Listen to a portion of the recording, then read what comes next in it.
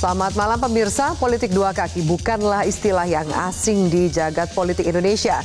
Kali ini istilah politik dua kaki kembali mencuat seiring dengan keputusan DPP Partai Demokrat yang memberi dispensasi bagi kadernya yang mendukung kontestan di luar dukungan resmi partai politik. Lalu apa sebenarnya target dari Partai Demokrat dan mengapa politik dua kaki selalu terjadi?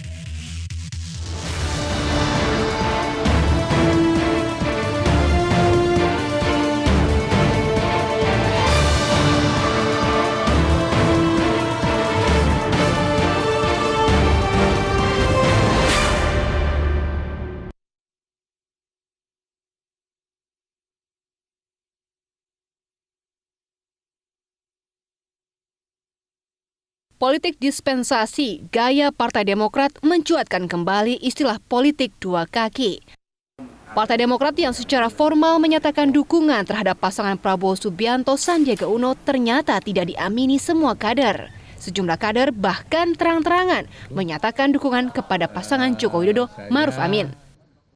Menyikapi hal ini, DPP Partai Demokrat memutuskan untuk memberi dispensasi dengan tidak memberi sanksi kepada mereka. Tak pelak, tudingan bahwa Partai Demokrat sedang memainkan politik dua kaki pun muncul.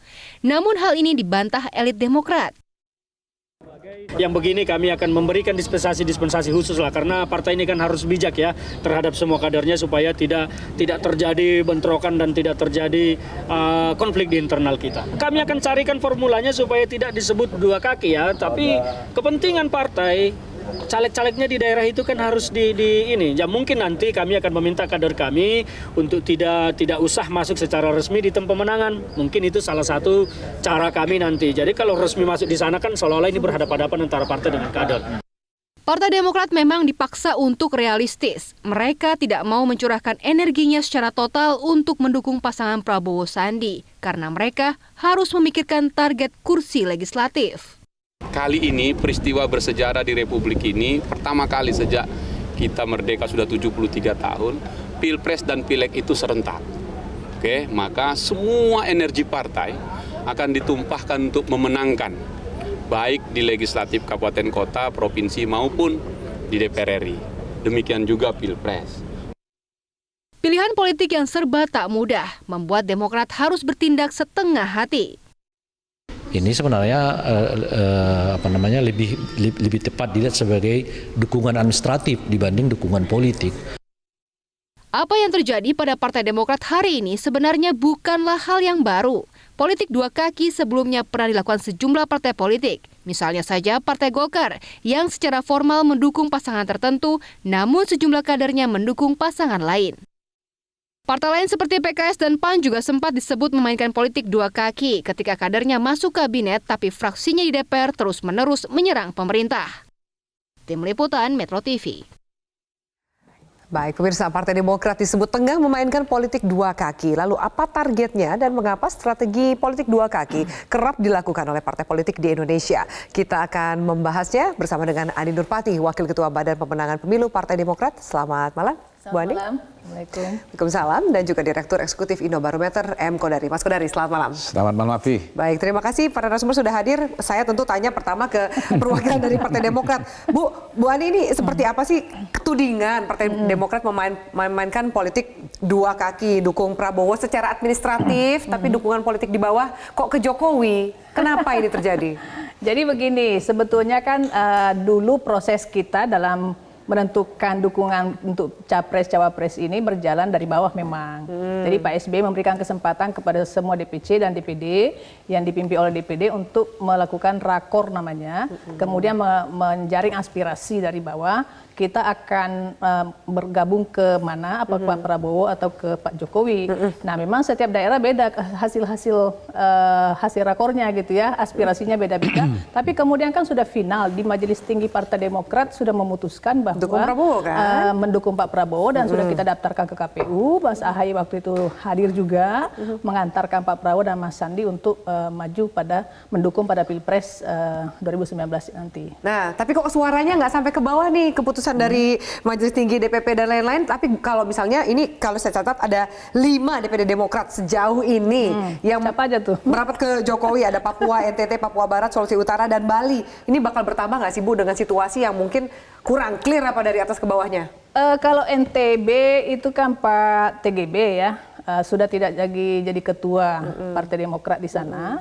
Meskipun beliau posisinya sebagai anggota Majelis Tinggi Partai Demokrat, tetapi beliau sudah menyatakan mengundurkan diri dari Partai Demokrat sebagai pengurus. Nah kemudian tentu beberapa daerah lain seperti Pak Deddy Miswar itu kan beliau bukan pengurus juga, tapi memang kader kita.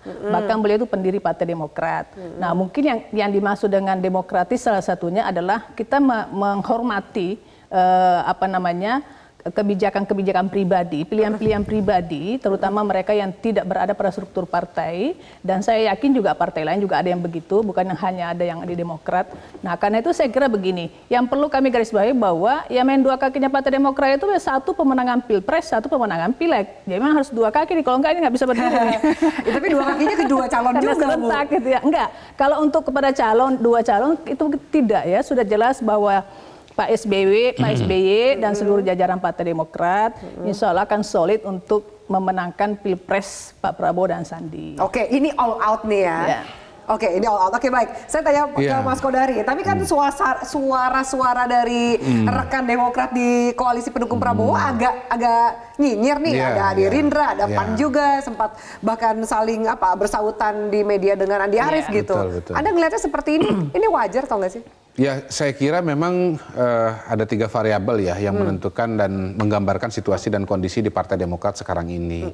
Pertama di masa lampau, kita ketahui bahwa proses koalisinya Partai Demokrat dengan Pak Prabowo ini tidak berjalan dengan mulus ya.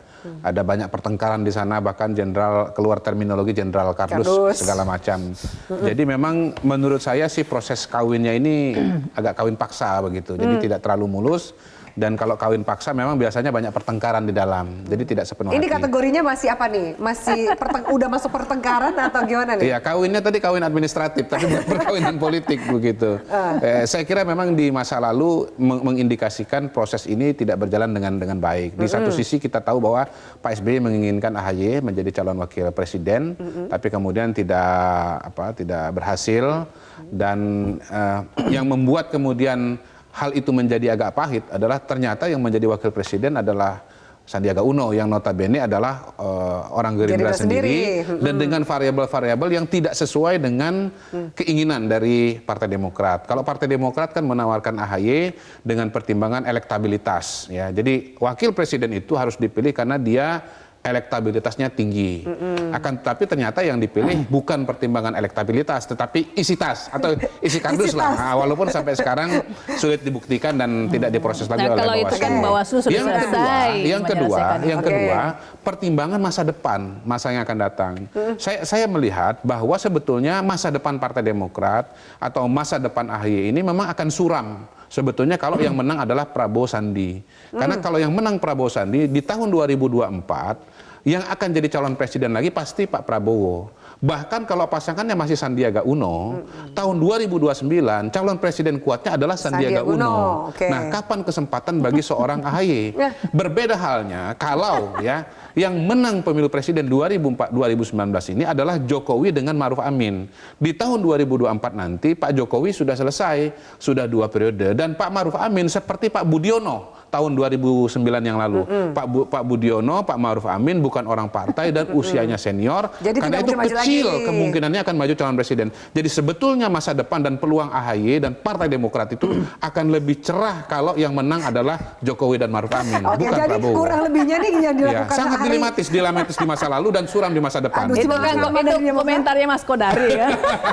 Maksudnya gini, politik itu kan sesuatu yang sangat elastis dan cukup fleksibel. Ya, tidak otomatis seperti yang Pak Kodari sampaikan. Bisa saja misalnya kalau Pak Prabowo jadi presiden, Sandi juga maju sendiri. Itu semuanya juga sangat mungkin, tidak selalu berpasangan terus gitu ya. Atau juga koalisi-koalisi yang lain, karena Pak Jokowi selesai, tentu koalisi Pak Jokowi juga ini bisa pecah-pecah ini untuk Pilpres yang akan datang gitu, untuk majukan calon-calon yang berikutnya. Saya kira itu masih panjang lah kalau mau bicara jauh bicara itu. Kalau Pak Prabowo menang sekarang 2024 dia incumbent dan berhadapan dengan incumbent sama saja dengan Pak Jokowi sekarang akan jauh lebih berat. Belum tentu kalau juga Mas. Pak Jokowi juga kan dievaluasi sama publik nih, sama partai politik. Apakah kinerjanya kemudian cocok dengan masyarakat? Maju lagi. Gitu. Pada saat itu kosong ketika medan pertarungannya. Udah kita nggak mau bicara yang itu dulu ya kan? Itu masih panjang prosesnya.